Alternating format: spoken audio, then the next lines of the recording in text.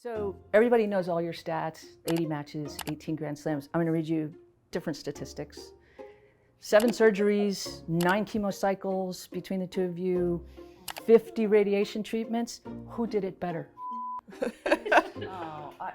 She did for sure. She did for sure. I think mine was harder in some ways, but Chris was longer time-wise, and it just beats you up. So this was definitely not a competition. And I can just say that we both came out on the other side holding up really well. You've come a long way, baby. It was so striking how a Grand Slam tournament dwindles, right? Mm-hmm. Like 16 people, 8 people, 4 people, and then 2.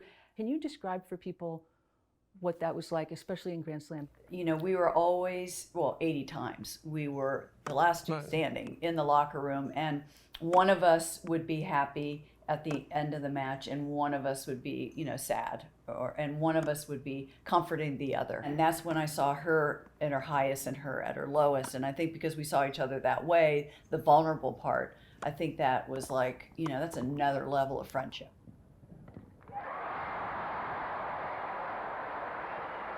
Until it was over, I didn't really think that it was over, because a couple of weeks ago I beat Chris, but I was down at match point, so she was the one that should have won the match. And even when I was down and when I was up 3 match points today, I didn't think it was all over.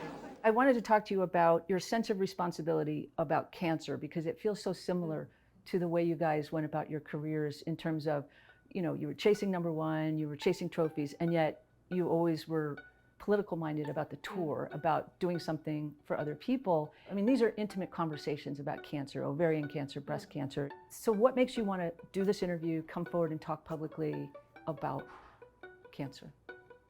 Cancer is a nasty opponent. It was, and I have a double reason. The fact that my sister Jeannie, who's younger than I am, she died from ovarian cancer.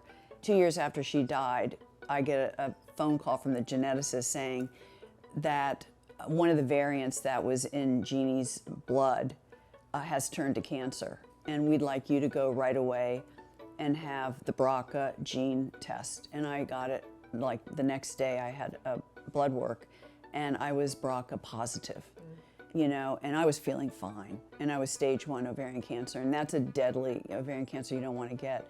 So I was kind of like pissed off, I was like, I wanted to get the word out. I wanted to get the word out. It's nothing to be, cancer is nothing to be ashamed of or self-conscious about, because half the world, if not more, people are going to get it in their lifetime. So anytime that you feel like you can save lives or make a difference or just get the word out about early detection and know your family history and all those messages, this is something you can't control. We talked about this. We controlled our career. You can control certain things in your life, but this is something you can't control. Thousands and thousands of people have cancer. I'm just like everybody else. I didn't want women to go through the same thing that I went through, which is, for me, once I found out it was 4 years between my mammograms, I realized, holy shit, I could have really been in trouble. My timing was lucky, because clearly the disease had happened the last year of the 4 years, but if it happened the first part of the 4 years, it could have been a much, much worse situation. So I wanted to preempt other women from making the same mistake, because we're much better taking care of others than we are of ourselves.